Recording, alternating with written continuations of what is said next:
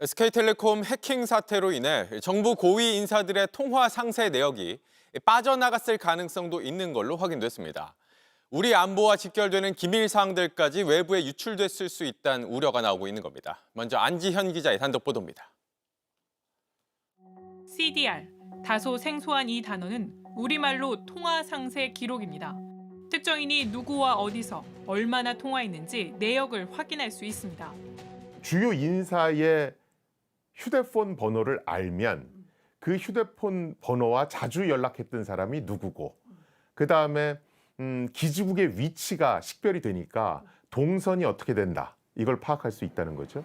가령 우리 국방부 장관이 특정 지역에서 매번 동일 인물과 통화했다면 그 장소에 어떤 보안 시설이 있는지 유추할 수 있는 겁니다.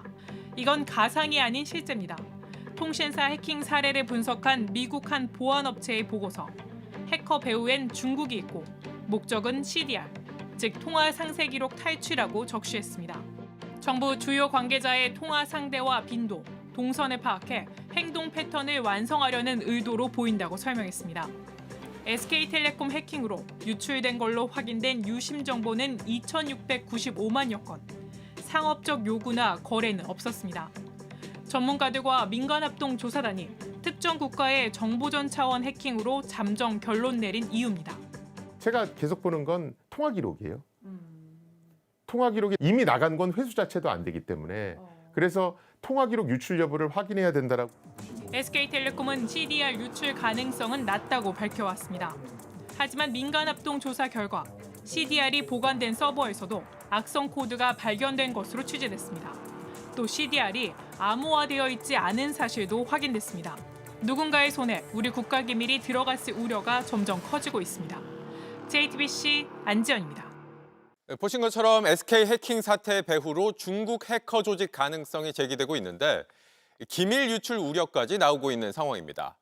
게다가 SK텔레콤이 해킹을 당하기 시작한 시점은 당초 알려졌던 2022년보다 더 이전부터였던 걸로 파악됐습니다. 계속해서 안지연 기자입니다. 최초로 해당 서버에 악성 코드가 설치된 시점인 22년 6월 15일에부터 그런데 민간합동조사단의 추가 조사 결과 SK텔레콤 서버에 악성 코드가 깔린 시점은 이보다도 더 앞선 것으로 보입니다. 조사단의 한 관계자는 지난 2021년에도 해킹이 있었다며, 그리고 이보다 더 이전에도 악성 코드 공격 흔적이 남아있다고 했습니다. 때문에 또 다른 관계자도 SK텔레콤 서버 악성 코드 공격 기록을 어디까지 봐야 할지 모르겠다고도 말했습니다. 2022년 이전 해킹은 악성 코드 종류 등을 고려했을 때 이번 해킹 조직과는 다른 조직으로 추정되고 있습니다. 다만 배후는 같을 수도 다를 수도 있습니다. 국가 주도 해킹 혹은 스테이트 스폰서드 어태커라는 용어를 쓴 지가 이미 한 15년, 20년 가까이 됐고, 이미 오래전부터 국가가 해킹의 배후가 되어 온 건 사실이고.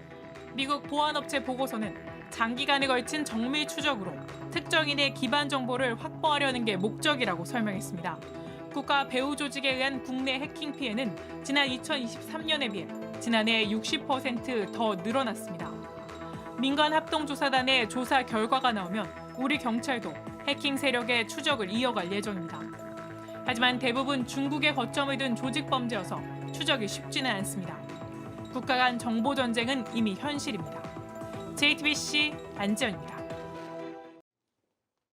JTBC 뉴스를 시청해주신 여러분 고맙습니다. 저희는 저녁 6시 30분 뉴스룸에서 뵙겠습니다.